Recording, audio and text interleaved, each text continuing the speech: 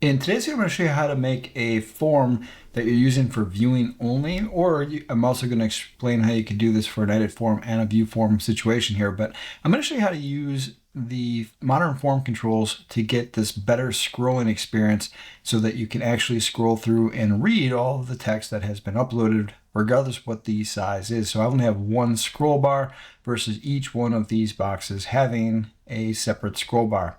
And I'm going to show you how to do that using the modern form controls and how you can do it with either edit or in view mode to make this a little bit easier for the user experience.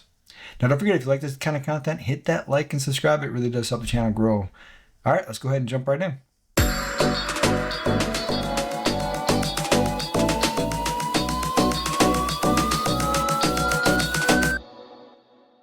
So the first thing we need is obviously we have to have a form that needs to be modified. So we're going to use this project request intake form as our tool for demonstrating how to do this. Now this is based off of a SharePoint list. So here's the SharePoint list that we're currently using for the information inside of this tool. But this approach will work whether it's Dataverse, Excel, or SharePoint. So pretty much any data source. All we're changing is how we view things and making it a little bit better for the viewing experience of our users. Now, if you're looking for the build of the app that we're using, all we have to do is go into Canvas apps here. And in that list, we're going to find all of our Canvas app related material. Now, most of these light blue ones here are the build of this particular app. But in the last video, this was also this app. There's a couple other ones in here that relate specifically to this app. So if you're looking for the build out of this entire app, that's where you would come to. And as we can see here, this started playing. This is the last app where we add this character remaining field here. But if you're looking for the content on building this app, this is where you would come to get that. One thing I didn't cover in any of those videos, I added a view button here. So this will allow us to view. So we're going to go to a view only form. And then if we go ahead and select this one here, and if we go ahead and click this here to actually view this one, the view form that I created for this, and again, just for viewing, this is a view only form. And I just organized it how a lot of times you would typically organize a form that's got a lot of multi-line text in here. A lot of times you put the text fields at the bottom of the form, and a good example might be in the build of a questionnaire or some sort of a survey. A lot of times you front load all of your sorting questions or kind of categorizing questions, then you put all of your text fields towards the bottom, or that's a lot of times, maybe it's some sort of a program you're applying for and it's got a lot of text fields, for example. Then that would be normally how you would kind of set that up, is you put a lot of your text towards the bottom. But again, there's a lot of different ways to do this. But if we look at this and we hit the play button here, we can see that we've got lots of scrolling. So we have scrolling here, and then we've got our main scroll bar here, and then each one of these has scrolling. And this is not exactly a good way for the user to interact with this information. So what we want this to do is actually expand this out automatically. And that's actually another reason why you would want to put this kind of group things together a little bit. Now in this case, the business problem at the top makes a little bit more sense, so I left that one there. But most of these other ones here could be pretty much anywhere, but it works from a viewing perspective if things are set up this way for the form. So you might want to consider how you're going to set it up in the type, or how many of these fields that you've got as well when you're considering whether to build this up. So let's go back here now. Now in contrast, if we go ahead and look at here, now this form here is how we created this to look for. So you could do the same thing here, but the problem with making it so that this is expanding is what happens over here is you've got all this blank space down here, and this could go on for who knows how long the way that this is kind of set up. And you end up having kind of a odd design for your form if you try to put it in here. So a lot of times I recommend, if you're going to do a view only and you've got a setup like this or something that is highly customized, you might be better off from the viewing perspective of just creating a new form so that you can organize things in a way that makes sense for actually viewing. And again, here's last week's video. We showed how to do this. So if you're interested in checking out how you do this characters remaining, I'll put the link up in the corner of the video here so you can go ahead and check that video out and see that. Let's go back to the previous page here. And again, now we're going to modify this one. So let's go to the view form here. Now, again, what we want to have happen, let's go back into this mode here. We want these to expand. And if we look at the settings for these modern controls here, you'll notice there is no auto height option. So we really can't use this field to make this work. So what we're going to do is go up here and insert a text box here. and we'll unlock and add this. And then what we want to do is we want to put it basically where the other field is. So if we go ahead and take a look at our data card value here, we're just going to copy the settings from this. We're going to go ahead and copy this, and that will be our new Y property here. And we'll go ahead and paste that in there. And we'll come back over here and we'll take a look at the width. So the width is parent.width right here. And we'll go ahead and put that in here. All right, so now we're about the same.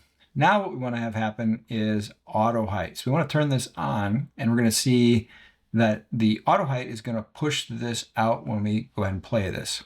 Now we don't actually need this because this form is only designed for viewing. Now you could do some different things where when it's in edit mode, you see this, and when it's in view mode, you don't. And how you would do that is if you come over here and we say if form request viewing dot display mode is equal to display mode dot view, then we want to have it in true, in this case false, otherwise true. And essentially that will get rid of that data card so that it's not there. Because if we're editing, we still want to make sure that you can see the editing, and then we would just copy this here and we would reverse it for this text field. So for the visibility here, we would change this like this, and we would just reverse this. So we want this to be true and false. And that's a very simple, easy way to control this so that that's only there when we want it to be there. Now we want this to be the text, so we'll say Parent.Default, and then we've got all of our text there. And it really just is that simple for setting this up. Now what we want to do is apply this everywhere else. Now for the ease of video editing here, all I'm going to do is copy this. And again, a lot of times I would change the name of this, and there's some other settings I might want to take a look at before I copy and paste this multiple times, so I don't have to do the changes on every single one of these. But when we paste these down here, essentially all that logic that we just created is going to go in here as well. So we'll unlock and add, and we'll have to change our settings here. And we would want to change our Y value for all of these that we paste in here. So if we come here to our Y value, we can go ahead and just copy that and paste that into here. Now we shouldn't have to do our width anymore because that will copy and paste down with us. But what we want to do is hide this one. Now, again, we could change the logic for the visibility, but for future, we're just going to hide this because, again, this form is only for viewing, so I don't really care that it's there. I don't necessarily want to delete this because I'll have to fix a whole bunch of other things if I do delete it. But if you do delete it, it does increase the speed of loading a little bit for the form. But just realize you're going to have to make some changes to everything else in here. And what that looks like is if I select this and delete, we'll see that we get a whole bunch of errors all of a sudden now. So we would want to change all these to be our text to 1. We'll go ahead and copy this because we're going to have to do this a couple different times here.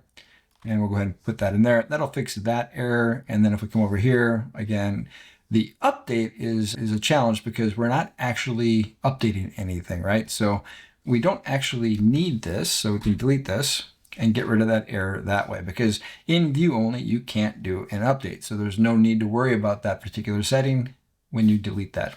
So that would be how you would fix the issues and reduce the number of different controls you need here. We also don't need this, and we also don't need this because we're only viewing it. So the design of this form can be sped up a little bit by getting rid of all this extra logic that it just doesn't need to have it when you're viewing the form.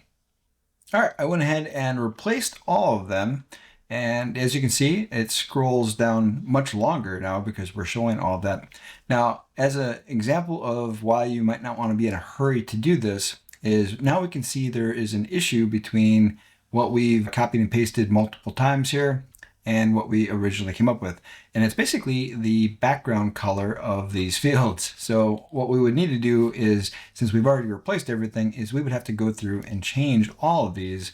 Now the background default color is basically F5, F5, F5, and we would put that in every single field to make this look a little bit more consistent between all the different fields. All right, I went through and changed them all to F5, F5, F5, and let's go ahead and play the app so we can see what this looks like now.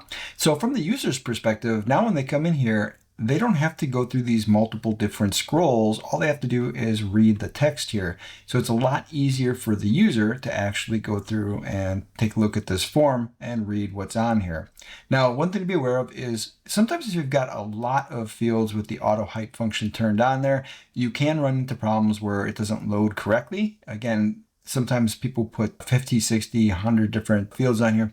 Sometimes the auto height, that's just too much for it. You can make it a little bit smoother for it if you remove all the extra controls that aren't needed. So all you need is the header label here and then the actual text for each of these. That will reduce the amount of stuff that needs to load and increase the likelihood that this will actually load without any problems there. But that's essentially all I wanted to talk about for this video, is just to show you how you can make things a little bit smoother for your users by turning on the auto height and replacing some of the information in this view-only version of the form. Hopefully you found the content helpful. Don't forget, if you like this kind of content, hit that like and subscribe. It really does help the channel grow. That's it for today. Until next time.